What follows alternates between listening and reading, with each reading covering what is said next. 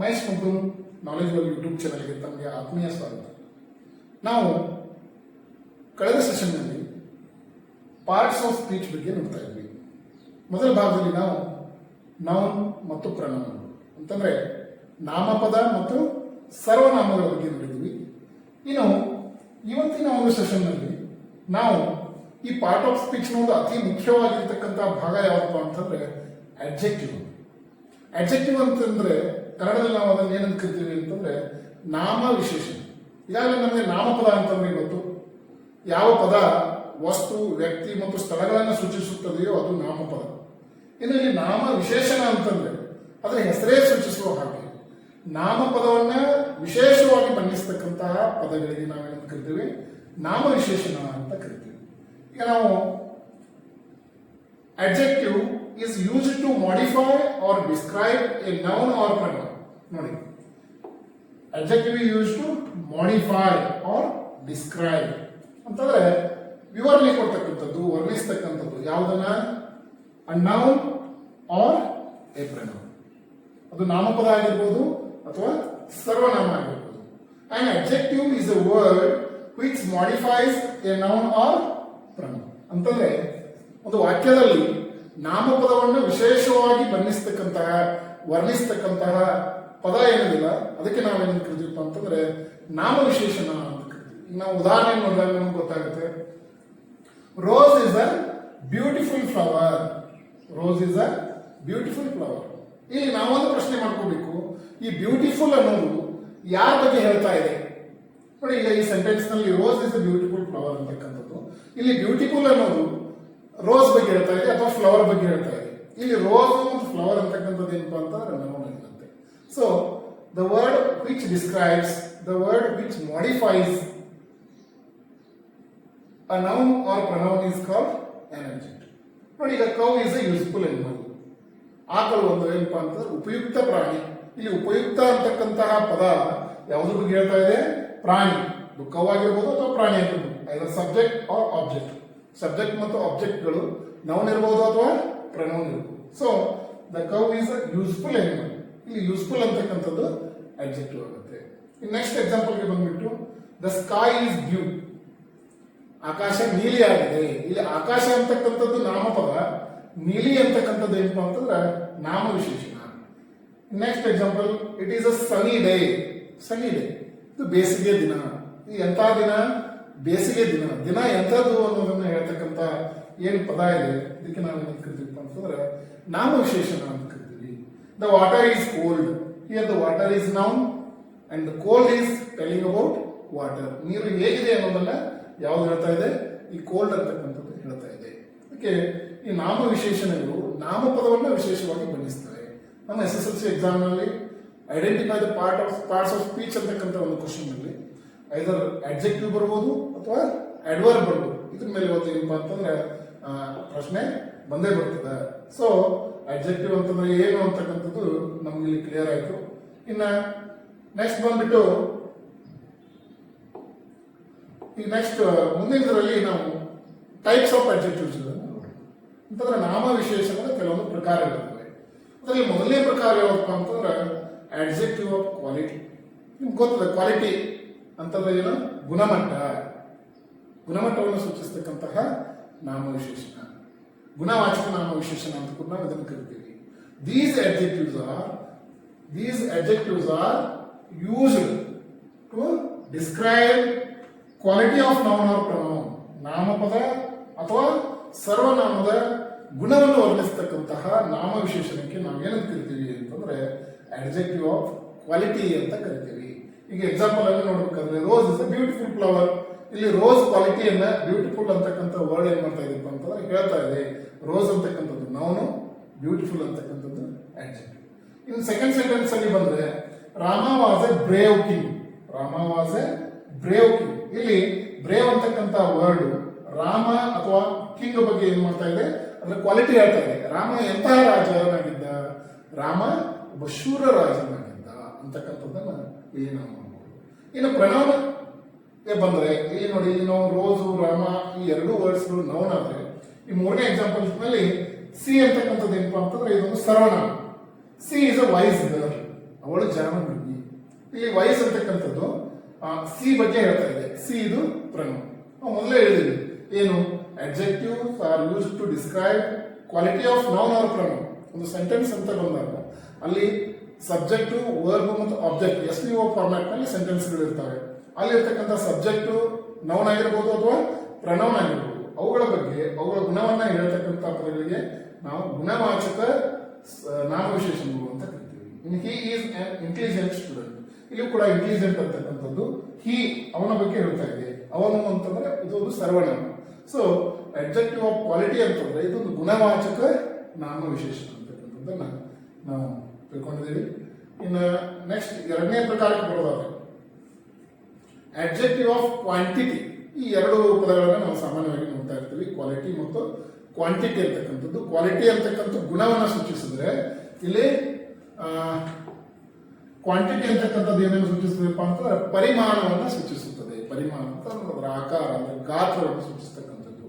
Adjective which describe the quantity of a noun or pronoun. Quantity of a noun or pronoun. ಅಲ್ಲಿ quality of a noun or pronoun, ಇಲ್ಲೇನು quantity of a noun or pronoun tells us. ಇಲ್ಲಿ ಏನ್ ಕೇಳ್ತದ, ಇಲ್ಲೊಂದು ಪ್ರಶ್ನೆ ಮಾಡ್ಕೊಳ್ತೀವಿ ನಾವು, how much of a thing ಮೆಂಟ್, ಎಷ್ಟು ಅಂತಕ್ಕಂಥದ್ದನ್ನ ನಾವು ಇಲ್ಲಿ ಏನ್ ಮಾಡ್ಬೇಕಪ್ಪ ಅಂತಂದ್ರೆ ಪ್ರಶ್ನೆಯನ್ನು ಮಾಡ್ಕೊಂಡಾಗ ನಮ್ಗೆ ಈಸಿಯಾಗಿ ಅಡ್ಜೆಕ್ಟಿವ್ ಆಫ್ ಕ್ವಾಂಟಿಟಿಯನ್ನು ನಾವು ಐಡೆಂಟಿಫೈ ಮಾಡ್ಬೋದು. ಐ ಹ್ಯಾವ್ ಸಮ್ ವಾಟರ್, ನನ್ನ ಹತ್ರ ಸ್ವಲ್ಪ ನೀರಿದೆ. ಸ್ವಲ್ಪ ಅಂತಕ್ಕಂಥದ್ದು ಕ್ವಾಂಟಿಟಿ, ಸ್ವಲ್ಪ ನೀರಿದೆ. ಹಿ ಹ್ಯಾಸ್ ನೋ ಮನಿ, ಅವನ ಬಳಿ ಏನಿಲ್ಲ, ಹಣ ಇಲ್ಲ. ಇನ್ನು ನೆಕ್ಸ್ಟ್ ಬಂದ್ಬಿಟ್ಟು ಮೂರನೇ ಎಕ್ಸಾಂಪಲ್ ನಲ್ಲಿ ಸಿ ಹ್ಯಾಸ್ ಇನಫ್ ಪೇಷನ್ಸ್, ಅವಳಿಗೆ ಬಹಳ ತಾಳ್ಮೆ ಇದೆ ಅಂತಕ್ಕಂಥದ್ದು. ಇನ್ನು there is a little water in the pot, ಈ ಒಂದು ಮಡಿಕೆಯಲ್ಲಿ ಸ್ವಲ್ಪ ನೀರಿದೆ. ಇಲ್ಲಿ ಸಮ್ ಕೆಲವು, ಇಲ್ಲ ಸಾಕಷ್ಟು, ಲಿಟಲ್ ಅಂತಕ್ಕಂಥವು ಏನನ್ನು ಸೂಚಿಸ್ತವಪ್ಪ ಅಂತಂದ್ರೆ ಪರಿಮಾಣವನ್ನು ಸೂಚಿಸ್ತವೆ. So these words are called adjective of quantity. ಪರಿಮಾಣವಾಚಕ ಗುಣವಿಶೇಷಣಗಳು, ನಾಮವಿಶೇಷಣಗಳು ಅಂತ ನಾವು ಏನಪ್ಪ ಅಂತಂದ್ರೆ ಇವುಗಳನ್ನ ಕರಿತೀವಿ. ಇನ್ನ ನೆಕ್ಸ್ಟ್ ಬರೋದಾದ್ರೆ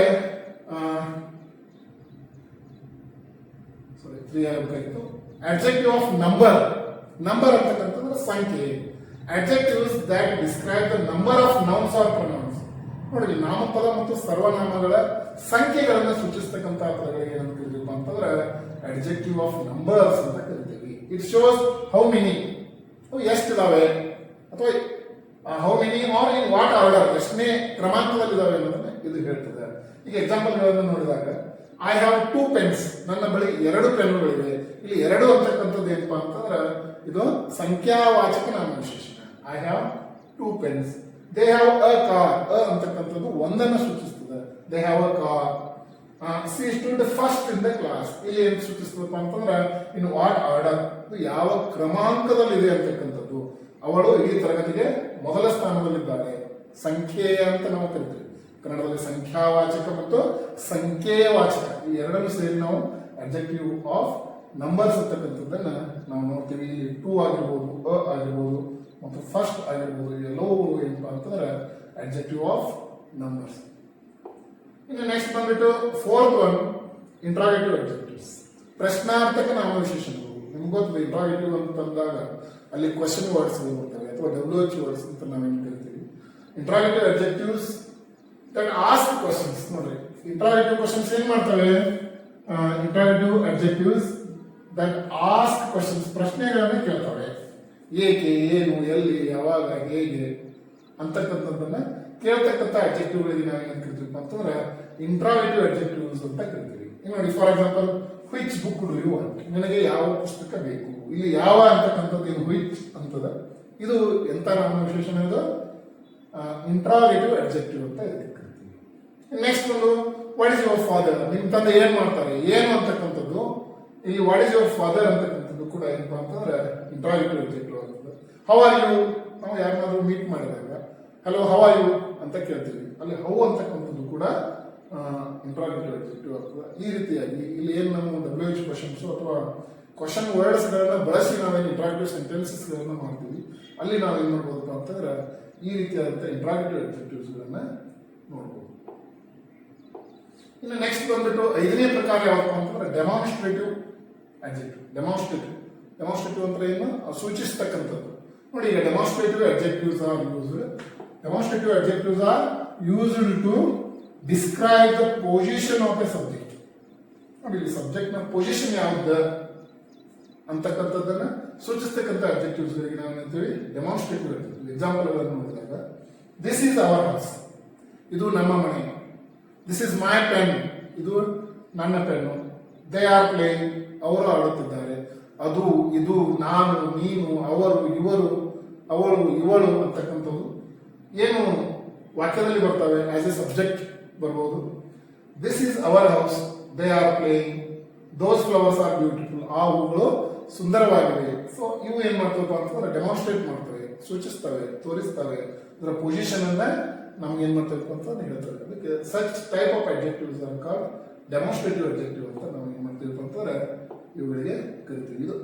ಇದು ನಾಮವಿಶೇಷಣದ 5ನೇ ಪ್ರಕಾರ. ಇನ್ನು ನೆಕ್ಸ್ಟ್ ಬಂದ್ಬಿಟ್ಟು 6ನೇ ಪ್ರಕಾರದಲ್ಲಿ ಪೊಸೆಸಿವ್ ಅಡ್ಜೆಕ್ಟಿವ್ಸ್ ಅಂತ ಕರಿತೀವಿ. Possessive adjectives, these adjectives are used to show the possession or ownership, ಮಾಲೀಕತ್ವವನ್ನ ಸೂಚಿಸ್ತಕ್ಕಂಥದ್ದು, ಸ್ವತ್ತನ್ನ ಸೂಚಿಸ್ತಕ್ಕಂತಹ ಪದಗಳಲ್ಲಿ ನಾವು ಪೊಸೆಸಿವ್ ಅಡ್ಜೆಕ್ಟಿವ್ಸ್ ಅಂತ ಕರಿತೀವಿ. ಇಲ್ಲಿ ನಾನು, ನನ್ನದು, ಅವನದು, ಅವಳದು, ಇವಳದು ಅಂತಕ್ಕಂಥದ್ದು. ಈಗ for example, this is my bag, ಇದು ನನ್ನ ಪುಸ್ತಕ. This is my pen, that is our school, ಅದು ನಮ್ಮ ಶಾಲೆ. ದಿಸ್ ಬೈಕ್ ಇಸ್ ಮೈನ್, ಇದು ನನ್ನ ಬೈಕು ಅಂತಕ್ಕಂಥದ್ದು. ಈ ಪೊಸಿಷನ್ ಅನ್ನು ಸೂಚಿಸ್ತಕ್ಕಂತಹ ನಾಮವಿಶೇಷಣಗಳಿಗೆ ನಾವು ಏನಂತ ಕರಿತೀವಿ ಅಂತಂದ್ರೆ ಪೊಸೆಸಿವ್ ಅಡ್ಜೆಕ್ಟಿವ್ಸ್ ಅಂತ ಕರಿತೀವಿ. ಇದು ಏನಪ್ಪಾ ಅಂತಂದ್ರೆ ಈ ನಾಮವಿಶೇಷಣದ ಒಂದು 6ನೇ ಪ್ರಕಾರ. ಹೀಗೆ ಒಟ್ಟು 6 ಪ್ರಕಾರಗಳನ್ನ ನಾವು ಏನ್ ಮಾಡ್ತೀವಿ ಅಂತಂದ್ರೆ ಈ ನಾಮವಿಶೇಷಣದ ಪ್ರಕಾರಗಳಾಗಿ ನೋಡ್ತೀವಿ. ಇನ್ನು ನೆಕ್ಸ್ಟ್ ಬಂದ್ಬಿಟ್ಟು ಫಾರ್ಮ್ಸ್ ಆಫ್ ಅಡ್ಜೆಕ್ಟಿವ್ಸ್. ಆತ್ಮೀಯ ವಿದ್ಯಾರ್ಥಿಗಳೇ, ನಾವು ಗ್ರಾಮರ್ನಲ್ಲಿ ಮುಂದುವರೆದು ಡಿಗ್ರೀಸ್ ಆಫ್ ಕಂಪ್ಯಾರಿಸನ್ ಅನ್ನು ನೋಡುವಾಗ ಅಲ್ಲಿ ನಮಗೆ ಮುಖ್ಯವಾಗಿ ಈ ಅಡ್ಜೆಕ್ಟಿವ್ ಫಾರ್ಮ್ಗಳು ಬಳಕೆ ಆಗ್ತವೆ. ಅಲ್ಲಿ ನಾವು 3 ರೀತಿಯಾದಂತಹ ಅಡ್ಜೆಕ್ಟಿವ್ ಫಾರ್ಮ್ಗಳನ್ನು ನೋಡ್ತೀವಿ. Positive adjective forms, comparative adjective forms ಮತ್ತು ಸೂಪರ್ಲೇಟಿವ್ ಅಡ್ಜೆಕ್ಟಿವ್ ಫಾರ್ಮ್ಸ್ ಅಂತ.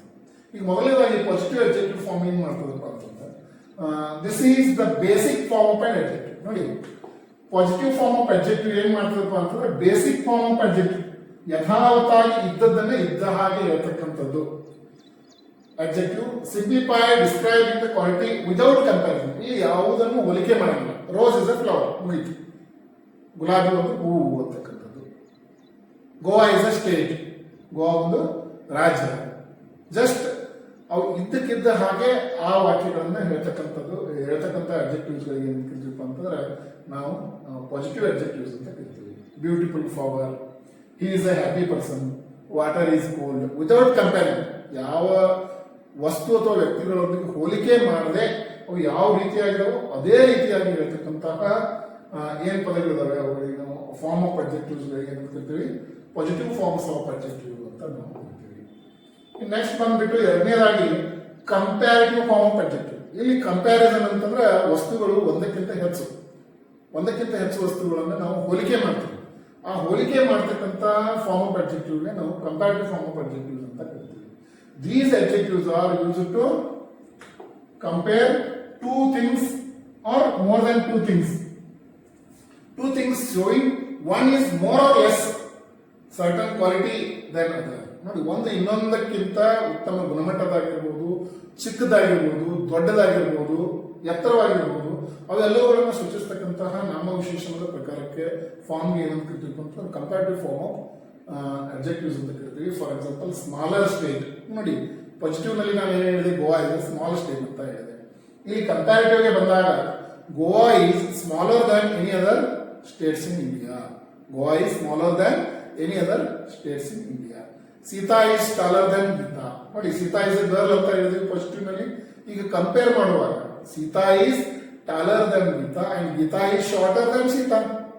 ಸೊ ಇಲ್ಲಿ ಕಂಪ್ಯಾರಿಟಿವ್ ಫಾರ್ಮ್ಗಳು ಸಾಮಾನ್ಯವಾಗಿ ER ನಿಂದ ಏನಾಗ್ತವೆ. ಇನ್ನು ಕೆಲವೊಂದು ಎಕ್ಸೆಪ್ಷನ್ಗಳು ಮೋರ್ ದಿಂದ ಕೂಡ ಬರ್ತವೆ. ಫಾರ್ ಎಕ್ಸಾಂಪಲ್, ಬ್ಯೂಟಿಫುಲ್ ಅಂತ ಪಾಸಿಟಿವ್ ಅಡ್ಜೆಕ್ಟಿವ್ ಅದು, more beautiful, famous, more famous ಅಂತಕ್ಕಂಥದ್ದು. ಇನ್ನು ಕೆಲವೊಂದು ಇರೆಗ್ಯುಲರ್ ಇರ್ತವೆ. ಈಗ ಗುಡ್, ಬೆಟರ್, ಬೆಸ್ಟ್, ಈ ರೀತಿಯಾಗಿ ಈ ಅಡ್ಜೆಕ್ಟಿವ್ ಫಾರ್ಮ್ಸ್ಗಳು ಏನಾಗ್ತವೆ ಅಂತಂದ್ರೆ ಪಾಸಿಟಿವ್ ಇಂದ ಕಂಪ್ಯಾರಿಟಿವ್ಗೆ, ಕಂಪೇರಿಟಿವ್ ಇಂದ ಸೂಪರ್ಲೇಟಿವ್ಗೆ ಚೇಂಜ್ ಆಗ್ತವೆ. Smaller state, more beautiful flower, rose is more beautiful than any other flower. ಇಲ್ಲಿ ಸ್ಮಾಲರ್, ಮೋರು ಇವೆಲ್ಲವುಗಳು ಕೂಡ ಏನಪ್ಪಾ ಅಂತಂದ್ರೆ comparative form of adjectives, comparative form of adjectives. Form of adjective ನಲ್ಲಿ ಏನ್ ಹೇಳ್ತದಪ್ಪ ಅಂತಂದ್ರೆ it indicates the highest degree of quality comparing one thing to all others. ಈ ಸುಪರ್ಲೇಟಿವ್ ಅಂತಕ್ಕಂಥದ್ದು ಹೈಯೆಸ್ಟ್ ಡಿಗ್ರಿ ಆಫ್ ಕ್ವಾಲಿಟಿಯನ್ನು ಸೂಚಿಸುತ್ತದೆ. ಈಗ for example Mount Everest is the highest peak in the world, Goa is the smallest state in India. ಈ ರೀತಿಯಾಗಿ highest quality. ಈಗ for example ಇಲ್ಲಿ ಎಲ್ಲವುಗಳು ಕೂಡ ಹೈಯೆಸ್ಟ್ ಇಂದ ಎಂಡ್ ಆಗ್ತವೆ. ಆಮೇಲೆ ಯಾವಾಗ ಸುಪರ್ಲೇಟಿವ್ ಅಡ್ಜೆಕ್ಟಿವ್ ಗಳ ಹಿಂದೆ compulsory the definite article the smallest, the highest, the most, the coldest, the tallest, the shortest. So superlative adjective indicates the highest degree of quality comparing one thing to all others. Examples: the biggest, the tallest and the most ಅಂತಕ್ಕಂಥ example ಗಳನ್ನು ನಾವು ಏನು ಮಾಡ್ತೀವಿ ಅಂತಂದ್ರೆ ಇಲ್ಲಿ ನೋಡ್ತೀವಿ. ಹೀಗೆ ಆತ್ಮೀಯ ವಿದ್ಯಾರ್ಥಿಗಳೇ, ಇವತ್ತಿನ ಸೆಷನ್ ನಲ್ಲಿ ನಾವು ನಾಮವಿಶೇಷಣದ ಬಗ್ಗೆ, ನಾಮವಿಶೇಷಣ ಅಂದ್ರೆ ಏನು, ಅದರ ಪ್ರಕಾರಗಳು ಮತ್ತು ಫಾರ್ಮ್ಸ್ ಆಫ್ ಅಡ್ಜೆಕ್ಟಿವ್ಸ್ ಗಳ ಬಗ್ಗೆ ಚರ್ಚೆ ಮಾಡಿದ್ವಿ. ಬಹುಶಃ ನಿಮಗೆ ಈ ಒಂದು ಕಾನ್ಸೆಪ್ಟ್ ಕ್ಲಿಯರ್ ಆಯಿತು ಅಂತ ಭಾವಿಸಿದ್ದೀನಿ. ಇನ್ನ ನಮ್ಮ ಮುಂದಿನ ಸೆಷನ್ ನಲ್ಲಿ ಮುಂದಿನ ಪಾರ್ಟ್ ಆಫ್ ಸ್ಪೀಚ್ ಬಗ್ಗೆ ನಾವು ಏನು ಮಾಡೋಣಪ್ಪ ಅಂತಂದ್ರೆ ತಿಳಿದುಕೊಳ್ಳೋಣ. ಹೆಚ್ಚಿನ ಒಂದು ನಿಮ್ಮ ಈ ಒಂದು ಪಾಠಗಳ ಬಗ್ಗೆ ನಿಮ್ಗೆ ಏನಾದರೂ ಮಾಹಿತಿ ಸಮಸ್ಯೆ ಇದ್ರೆ ಕಮೆಂಟ್ ಮಾಡಿ ಕೇಳಬಹುದು. ಮತ್ತು ನಮ್ಮ ಹೊಸ ಹೊಸ ವಿಡಿಯೋಗಳ ನೋಟಿಫಿಕೇಶನ್ ನಿಮಗೆ ಬರಬೇಕಾಗುತ್ತಪ್ಪ ಅಂತಂದ್ರೆ ನೀವು Mahesh Muddu knowledge world YouTube ಚಾನಲನ್ನು ಸಬ್ಸ್ಕ್ರೈಬ್ ಮಾಡಿ ಅಂತ ಹೇಳ್ತಾ ಇವತ್ತಿನ ಸೆಷನ್ ಅನ್ನು ಇಲ್ಲಿಗೆ ಮುಗಿಸ್ತಾ ಇದ್ದೇವೆ. Thank you, bye, take care.